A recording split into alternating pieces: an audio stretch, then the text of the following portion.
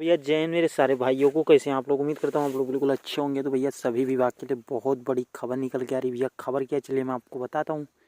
लेकिन खबर में आगे बढ़ने से पहले मैं आप लोगों से एक छोटी सी रिक्वेस्ट करना चाहूँगा कि आप लोग हमारे यूट्यूब चैनल पर नए हैं तो भैया चैनल को सब्सक्राइब और वीडियो को लाइक जरूर से कर दें, ताकि ऐसी खबर आपको रोज़ मिलती रहे। तो चलिए भैया बढ़ते हैं अपनी खबर की ओर। आउटसोर्स कर्मचारियों के लिए एक बड़ी घोषणा, सैलरी और परमानेंट पॉलिसी पर खुशखबरी।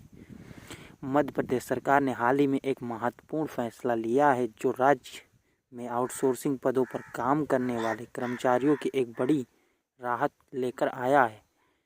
यह नया निर्देश राज्य के विभिन्न विभागों में काम कर रहे हजारों आउटसोर्सिंग कर्मियों के लिए एक बड़ी खुशखबरी है। इस नए नियम के तहत आउटसोर्स कर्मचारियों को अब अधिक सुरक्षा और लाभ मिलेंगे, जो उनके कार्य जीवन में बेहतर बनाएंगे। यह कदम मध्य प्रदेश सरकार की ओर से श्रमिकों के हितों की सुरक्षा करने और उन्हें बेहतर कार्य परिस्थितियां प्रदान करने की दिशा में एक महत्वपूर्ण प्रयास है।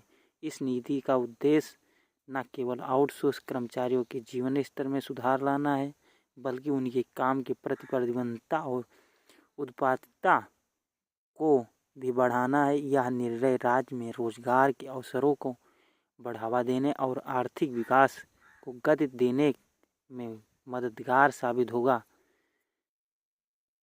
नई पॉलिसी के तहत आउटसोर्सिंग कर्मियों की न्यूनतम सैलरी 18,000 रुपये प्रति माह निर्धारित की गई है। यह एक बड़ा कदम है, क्योंकि अभी तक कोई आउटसोर्सिंग कर्मियों को इससे काफ़ी कम वेतन मिलता था।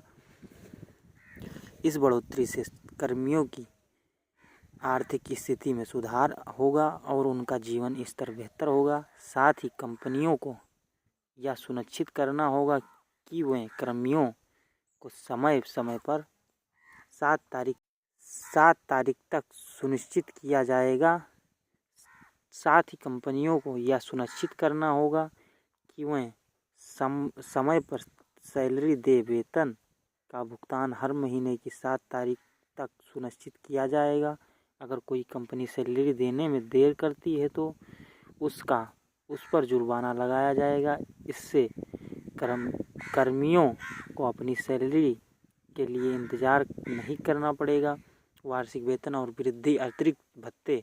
नई पॉलिसी में वार्षिक वेतन का भी प्रावधान है। प्रत्येक वर्ष कर्मचारियों के वेतन में न्यूनतम 5% की वृद्धि की जाएगी। इसके अलावा यात्रा भत्ता, महंगाई भत्ता और जैसे कि अतिरिक्त लाभ भी प्रदान किए जाएंगे। यह कर्मचारियों की आर्थिक स्थिति को और मजबूत बनाएगा। सभी पात्र कर्मचारियों के पीएफ की सुविधा अनिवार्य की गई है। इस योजना के तहत कर्मचारियों के मूल वेतन का 8% हर महीने पेंशन फंड में जमा किया जाएगा। इस राशि का आधा हिस्सा कंपनी देगी और आधा कर्मचारी के वेतन से काटा जाएगा। कर्मचारी और उनके परिवार के लिए व्यापक स्वास्थ्य बीमा कवरेज प्रदान किया जाएगा। हर कर्मचारी को 5 लाख तक स्वास्थ्य बीमा कवर मिलेगा। इससे कर्मचारियों को बीमा या दुर्घटना की स्थिति में आर्थिक मदद मिलेगी। कार्यस्थल पर होने वाले दुर्घटनाओं के लिए दुर्घटना बीमा की व्यवस्था की गई है।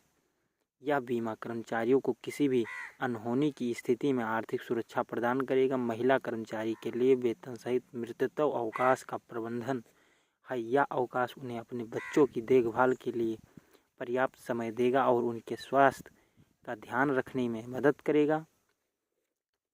प्रत्येक आउटसोर्स अनुबंध की न्यूनतम अवधि 1 वर्ष निर्धारित की गई है। यह कर्मचारियों को नौकरी की सुरक्षा प्रदान करेगा और उन्हें अपने काम पर ध्यान केंद्रित करने में मदद करेगा।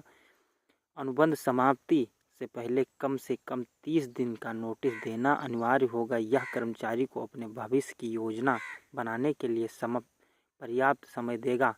वार्षिक प्रदर्शन मूल्यांकन के आधार पर अनुपलब्ध नवीनतमकरण किया जाएगा। यह कर्मचारी को अपने प्रदर्शन में सुधार करने के लिए प्रेरित करेगा। कर्मचारी शिकायतों के निवारण के लिए एक विशेष समिति का गठन किया जाएगा। इस समिति कर्मचारियों की समस्या और तात्पर्य और न्यायपूर्ण समाधान सुनिश्चित करेगा। नई पॉलिसी के अनुसार आउटसोर्सिंग कर्मचारी 1 सप्ताह में 48 घंटे से ज़्यादा काम नहीं कराया जा सकेगा।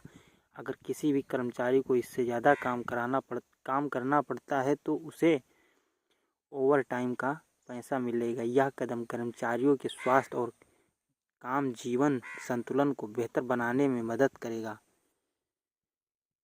कर्मचारी को हर साल 15 दिन की पेड लीव मिलेगी। इससे वह अपने परिवार के साथ समय बिता सकेंगे, अपने स्वास्थ्य का ध्यान रख सकेंगे। अगर कोई कर्मचारी अपनी छुट्टी नहीं लेता है तो उसे उन दिनों की सैलरी मिलेगी। परमानेंट नौकरी की संभावना नई पॉलिसी का सबसे महत्वपूर्ण पहलू है। आउटसोर्सिंग कर्मचारियों को परमानेंट नौकरी की संभावना 3 साल की सेवा के बाद कर्मचारियों को स्थायी नौकरी में बदलने का अवसर मिलेगा। यह उन्हें नौकरी की सुरक्षा और भविष्य की योजना बनाने में मदद करेगा। सरकार के 18 महीने के बकाया डीए का भुगतान करने का निर्णय लिया है। यह बकाया जनवरी 2023 से जून 2024 तक की अवधि का है, जो पेंशन भोगियों को बड़ी राहत मिलेगी। और पेंशन कंप्यूटेंसी की गणना के लिए नए नियम लागू किए गए हैं। इन संशोधन का उद्देश्य पेंशन भोगियों को अधिक लाभ प्रदान करेगा।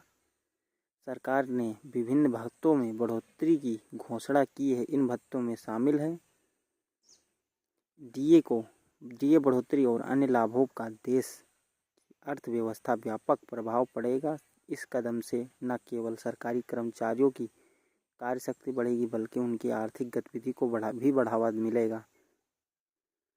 डीए बढ़ोतरी और संबंधित लाभों का सरकार, कर्मचारी और उनके परिवारों के जीवन पर सकारात्मक प्रभाव पड़ेगा। यह केवल उनकी आर्थिक स्थिति को मजबूत करेगा बल्कि समाज में उनकी भूमिका को योगदान भी बढ़ाएगा। सामाजिक प्रभाव के प्रमुख पहलू जीवन स्तर में सुधार, अधिक आय से कर्मचारी बेहतर जीवन स्तर का आनंद ले सकेंगे। शिक्षा पर खर्चा बढ़ेगा।